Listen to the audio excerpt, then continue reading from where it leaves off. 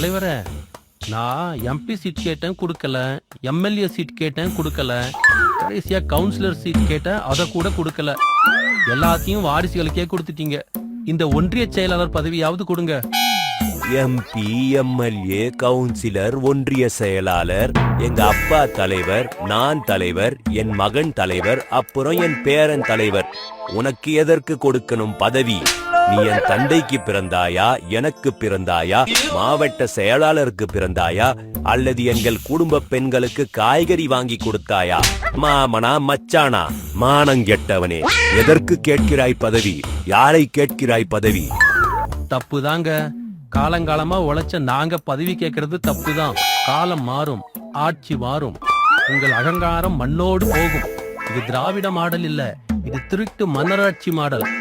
யாரங்கே டாஸ்மாக் கலெக்ஷனை எடுத்து வரச் சொல்லுங்கள்.